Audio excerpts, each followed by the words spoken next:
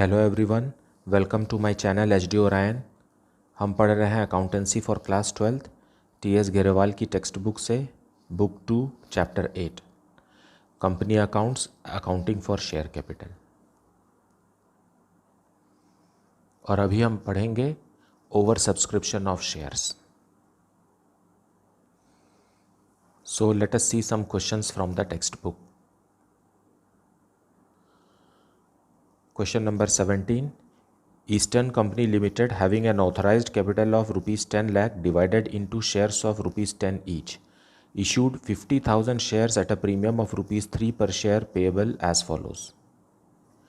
On application rupees 3, on allotment including premium rupees 5। इसका मतलब यह है कि 2 रुपये कैपिटल का है और 3 रुपये प्रीमियम का है। On first call due 3 months after allotment, allotment के 3 months बाद फर्स्ट कॉल ड्यू किया गया है 3 rupees per share. And the balance as and when required, और जब भी ज़रूरत हो तब सेकेंड एंड फाइनल कॉल किया जाएगा। सो यहाँ कितना रुपए हो गया, 3 rupees plus 2 rupees 5 rupees plus 3 rupees हो गया 8 रुपीज़। तो ये फाइनल कॉल जो रहेगा वो 2 रुपीज़ का रहेगा। Applications were received for 60,000 shares and the directors allotted the shares as follows. Company ने इशू किया है 50,000 शेयर्स, लेकिन एप्लीकेशन आ गया है 60,000 शेयर्स के लिए। सो ये this is the case of over subscription. अब डायरेक्टर्स ने क्या डिसाइड किया, डायरेक्टर्स ने डिसाइड किया कि applicants for 40,000 shares will receive full, मतलब इनको पूरा पैसा मिलेगा। फर्स्ट कैटेगरी वालों को, कैटेगरी तो नहीं है बट जिन्होंने 40,000 शेयर्स मांगे थे उनको पूरा, और जो applicants for 15,000 shares received an allotment of 8,000 shares, जिन्होंने 15,000 शेयर्स मांगे थे उनको 8,000 शेयर्स दे रहे हैं। और थर्ड है applicants for 5,000 shares received 2,000 shares on allotment, excess money being refunded. Now यहाँ पर जिन्होंने 5,000 शेयर्स मांगे उनको मिला 2,000 शेयर्स। सो 3,000 शेयर्स का एक्सेस एप्लीकेशन मनी बनता है 3 रुपीज़ के हिसाब से। 9,000 रुपीज़ जो है वो रिफ़ंड कर दिया जाएगा। लेकिन यहाँ पर ऐसा कुछ नहीं लिखा है, मतलब ये प्रोराटा है, प्रोराटा है। इनका 7,000 शेयर्स पर एक्सेस एप्लीकेशन मनी है जो कि अलॉटमेंट के समय में एडजस्ट हो जाएगा। All amounts due on allotment were received, the first call was made and the money was received except on 100 shares. First call पे 100 शेयर्स पर पैसा नहीं मिला। Give journal and cash book entries to record these transactions of the company, also prepare the balance sheet of the company. So let us see the solution. So solution 17। Question को और अच्छे से समझने के लिए पहले हम एनालिटिकल टेबल बना लेंगे जिसमें कि तीनों कैटेगरीज के साथ कंपनी ने कितने कितने शेयर्स दिए हैं ये हम इसमें एक्सप्लेन करेंगे। सो फर्स्ट कैटेगरी जो है उन्होंने 40,000 शेयर्स मांगा। 40,000 शेयर्स मांगा तो इन्होंने एप्लीकेशन मनी भी 3 रुपीज़ दिया होगा। सो 1,20,000 रुपीज़ इन्होंने भेजा कंपनी को, और कंपनी ने इनको पूरा का पूरा 40,000 दे दिया शेयर्स। सो पूरा का पूरा मनी इनका यूज़ हो गया, मतलब एक्सेस एप्लीकेशन मनी कुछ भी नहीं है, और इसलिए अलॉटमेंट में भी पैसा एडजस्ट नहीं होगा और रिफ़ंड भी कुछ भी नहीं होगा। लेकिन जो सेकेंड कैटेगरी है, सेकेंड कैटेगरी ने मांगा 15,000 शेयर्स। 15,000 शेयर्स जब उन्होंने अप्लाई किया तो साथ में 3 रुपीज़ एप्लीकेशन का भेजा होगा पर शेयर। सो ये हो गया 45,000 रुपीज़ उन्होंने भेजा, और इनको मिले 8,000 shares. Shares allotted 8,000 shares. So company का कितना रुपए उनका रखना चाहिए, 8,000 शेयर्स पर 3 रुपीज़ के हिसाब से 24,000 शेयर्स जो है 24,000 रुपीज़ जो है वो कंपनी कैपिटल में एडजस्ट करेगी। सो इन्होंने भेजा था 45,000 शेयर्स और कंपनी ने सामान दिया 24,000 शेयर्स का। सो 21,000 रुपीज़ कंपनी के पास एक्स्ट्रा पहुंच गया है। इसे ही कहते हैं एक्सेस एप्लीकेशन मनी। अब इसी एक्सेस एप्लीकेशन मनी को अलॉटमेंट में, क्योंकि इनके पास 8,000 शेयर्स है और अलॉटमेंट में 5 रुपीज़ ड्यू है, ₹5 पर शेयर देना है। मतलब अगर इस कैटेगरी से 8,000 शेयर्स पर ₹5 मांगेंगे, जैसे कि यहाँ मैं लिख देता हूँ, अगर 8,000 शेयर्स पर ₹5 अगर मांगेंगे तो ₹40,000 इनका बनता है। लेकिन ₹21,000 तो एक्सेस एप्लीकेशन मनी है जो कंपनी के पास पहले से ही है। सो पूरा का पूरा ₹21,000 हम यहाँ पर एडजस्ट कर देंगे। तो अब इस कैटेगरी वाले को सिर्फ ₹19,000 ही कंपनी को भेजना है। एक बार फिर से सुनेंगे। इस कैटेगरी वाले ने, सेकेंड कैटेगरी वाले ने 15,000 शेयर के लिए अप्लाई किया, जिनको मिला 8,000 शेयर। 7,000 शेयर का ₹3 एप्लीकेशन मनी एक्सेस है। So this is the excess application money. अब जब कंपनी इसी कैटेगरी से अलॉटमेंट का पैसा मांगती है ₹5 के हिसाब से, तो 8,000 पे ₹5 के हिसाब से ₹40,000 ड्यू होते हैं, और कंपनी के पास इन लोगों का पहले से ही ₹21,000 है। तो कंपनी इसे एडजस्ट कर देगी और बोलेगी ₹19,000 भेजो। तो बैंक में सेकंड कैटेगरी का कितना रुपए आना चाहिए? 19,000 आना चाहिए। तो पूरा का पूरा कंपनी यूज़ कर रही है, इसलिए इनका भी कुछ भी पैसा रिफंड नहीं होगा। नाउ थर्ड कैटेगरी जो है, इन्होंने 5,000 शेयर्स के लिए अप्लाई किया और ₹3 पर शेयर के हिसाब से इन्होंने ₹15,000 कंपनी को भेजा। कंपनी ने सिर्फ इन्हें 2,000 शेयर्स दिया, मतलब ₹6,000 का ही शेयर इनको अलॉट हुआ। सो एक्सेस एप्लीकेशन मनी कितना हो गया? ₹9,000 जो है वो एक्सेस एप्लीकेशन मनी हो गया। 15,000 माइनस 6,000 इज़ 9,000। और कंपनी ने कहा है यहाँ कि इनका पैसा वापस करेंगे। सो रिफ़ंड कितना होगा? यही ₹9,000 जो है वो रिफ़ंड होगा। Now we will see journal entry and cash book. Solution 17, cash book बनाएंगे। मतलब जो भी कैश मिलेगा या कंपनी कैश वापस देगी वो हमको कैश बुक में रिकॉर्ड करना है। ये कैश बुक है, कैश अकाउंट नहीं है, इसलिए यहाँ लिखे जाने वाले ट्रांजैक्शंस को जर्नल एंट्रीज़ में जगह नहीं मिलेगी। सो फर्स्ट, सबसे पहले क्या होगा कि एप्लीकेशन मनी मिलेगा। कंपनी ने ऑफ़र किया है 50,000 शेयर्स, लेकिन रिस्पॉन्स आया है 60,000 शेयर्स के लिए। So to share application account,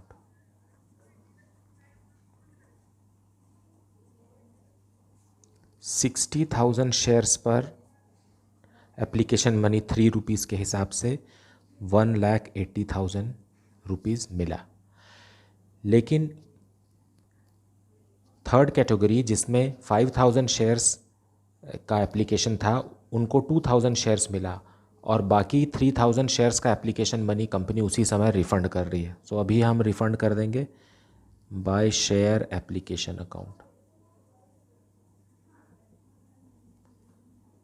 3,000 share का ₹3 के हिसाब से 9,000 जो है वो रिफ़ंड हो गया।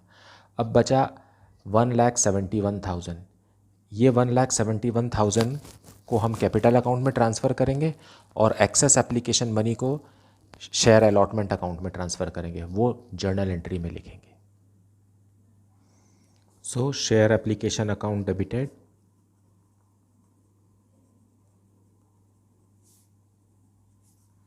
टू शेयर कैपिटल अकाउंट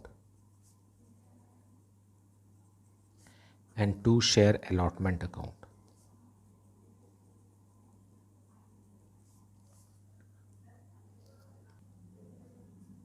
यहाँ आएगा 171,000। शेयर कैपिटल में 50,000 शेयर्स का ₹3 के हिसाब से 1,50,000 और ₹21,000 जैसा कि हमने एनालिसिस टेबल में बनाया है। शेयर अलॉटमेंट में एक्सेस शेयर एप्लीकेशन का पैसा जाएगा, being transferred to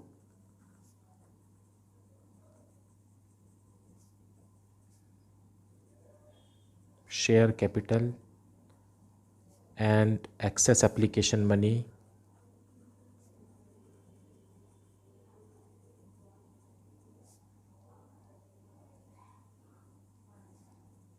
to share allotment।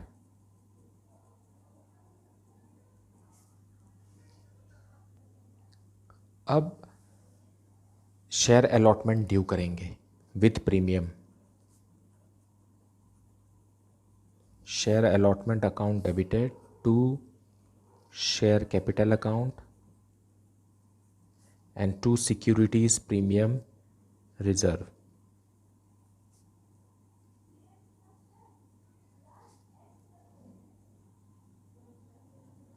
Now 50,000 shares है पर 5 रुपीज़ मांग रहे हैं, मतलब 2,50,000 रुपीज़। उसमें से 50,000 शेयर्स का 2 रुपीज़ जो है वो कैपिटल का है, मतलब 1,00,000 रुपीज़, और 3 रुपीज़ जो है वो प्रीमियम है।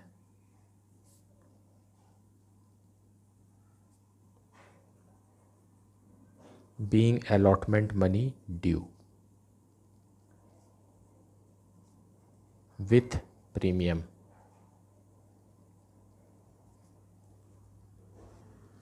अब यहाँ ध्यान ये देना है कि शेयर अलॉटमेंट में 2,50,000 रुपीज़ ड्यू है, लेकिन इसमें से 2,50,000 में से 21,000 ऑलरेडी कंपनी के पास पहले से ही है, जो कि एक्सेस एप्लीकेशन बनी है। सो कंपनी को 21,000 रुपीज़ कम मिलेगा बैंक में, मतलब कितना मिलेगा? 2,29,000 रुपीज़ ही कैश बुक में मिलेगा। टू शेयर अलॉटमेंट,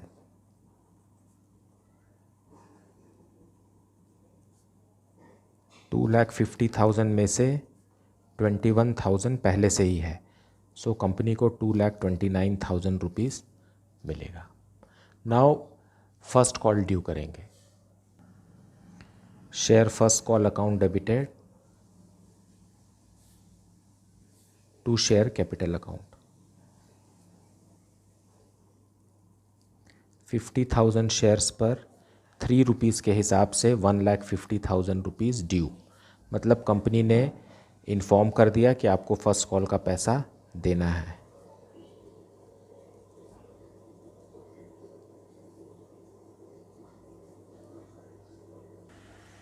लेकिन बात यह हो गई कि क्वेश्चन में लिखा है कि the first call was made and the money was received except on 100 share, मतलब 100 शेयर्स पर 3 रुपीज़ के हिसाब से 300 रुपीज़ नहीं मिले।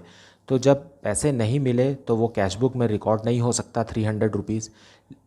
तो उसके लिए कंपनी, जब पैसे नहीं मिलते हैं तो उसके लिए company calls in arrears account maintain करती है बकाए पैसे के लिए। So calls in arrears,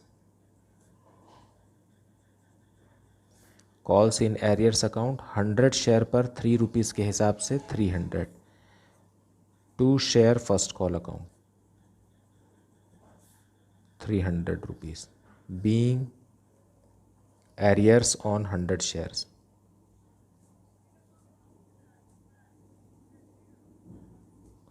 eight the rate of ₹3 each. मतलब कैश बुक में 1,50,000 रिसीव नहीं होगा, 300 रुपीज़ लेस होगा। इसका मतलब है 1,49,700 रुपीज़ ही कैश बुक में रिसीव होगा। हमको सेकेंड एंड फाइनल कॉल नहीं करना है, क्योंकि क्वेश्चन में नहीं लिखा है कि सेकेंड एंड फाइनल कॉल किया गया है। तो अब हम इसी अमाउंट को कैश बुक में रिसीव कर लेते हैं। To share first call account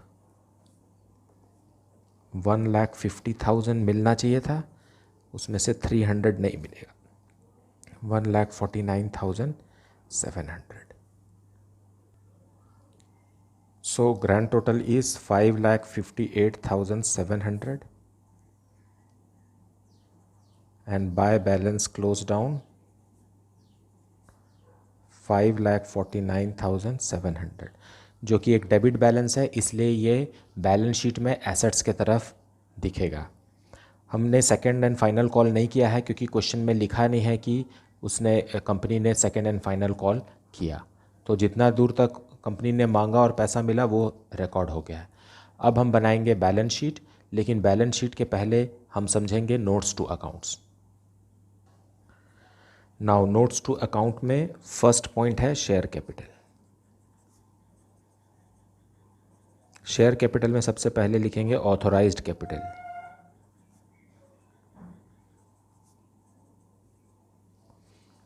authorised capital में कंपनी के पास कितने हैं? 1 लाख हैं। सो 1 lakh shares at the rate of ₹10 each. Authorised capital का मतलब है वो कैपिटल जिसमें कंपनी रजिस्टर हुई है। इसे भी ब्लॉक कर देंगे। ये सिर्फ इन्फॉर्मेशन है, लेकिन इसे बैलेंस शीट में नहीं लिखा जाएगा। उसके बाद होता है इश्यूड कैपिटल। इश्यूड कैपिटल का मतलब है कि ऑथराइज्ड कैपिटल में से कितने शेयर्स कंपनी ने पब्लिक को ऑफर किए कि खरीद लो। तो कंपनी ने 50,000 शेयर्स जारी किए और ये भी 10 रुपये वाले थे। सो ये हो गया 5 lakh.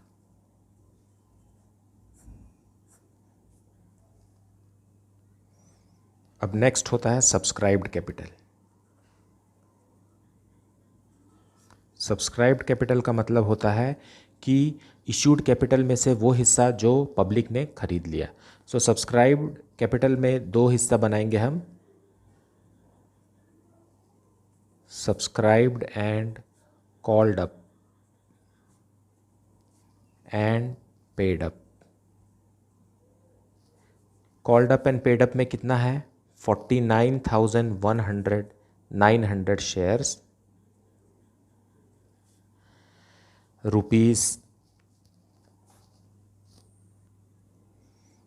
₹8 called up and paid up. ये हो गया 3,99,200। और दूसरा पॉइंट है सब्सक्राइब्ड एंड कॉल्ड अप। ये हो गया 100 shares, ₹8 called up, 800 less calls in arrears 300, बाहर लिखेंगे 500। अब इसका ग्रैंड टोटल करेंगे तो ये आएगा 3,99,700। यही वो अमाउंट है जो हमें बैलेंस शीट में दिखाना है। सो ये जो पॉइंट है subscribed and called up but not fully paid up.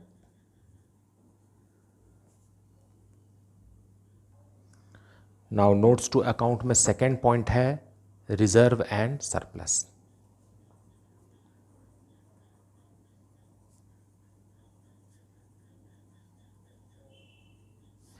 में है securities premium reserve.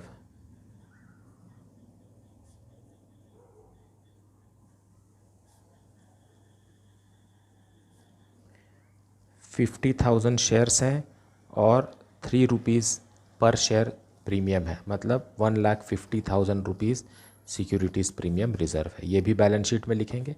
Now third point है cash and cash equivalent.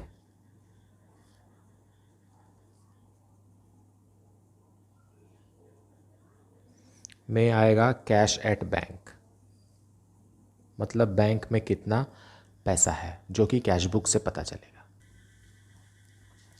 So the amount here is 5,49,700। Now we will prepare companies balance sheet. Now balance sheet, company account में balance sheet खड़ी बनती है vertical, जिसमें ऊपर liabilities लिखते हैं, फिर उसका ग्रैंड टोटल, फिर उसी के नीचे एसेट्स लिखते हैं, फिर उसका ग्रैंड टोटल। तो हमने जो नोट्स टू अकाउंट बनाया है उसमें फर्स्ट नोट शेयर कैपिटल का है। सो शेयर कैपिटल कितना हमने बनाया था? 3,99,700। उसी तरीके से सेकंड नोट था रिजर्व एंड सरप्लस का, जिसमें सिक्योरिटीज़ प्रीमियम रिजर्व था, उसका अमाउंट था 1,50,000। इस तरीके से ग्रैंड टोटल है 5,49,700। फिर कैश बुक में जो कैश एट बैंक बैलेंस है वो करंट एसेट है और cash and cash equivalents head में आता है, और उसका भी ग्रैंड टोटल था 5,49,700। सो इस तरीके से बैलेंस शीट जो है वो तैयार की जाती है। I hope that you have understood the concept of the chapter very well. If you are having any doubt, you can ask it in the comment section. Please like, subscribe and share the channel. Thank you so much for watching.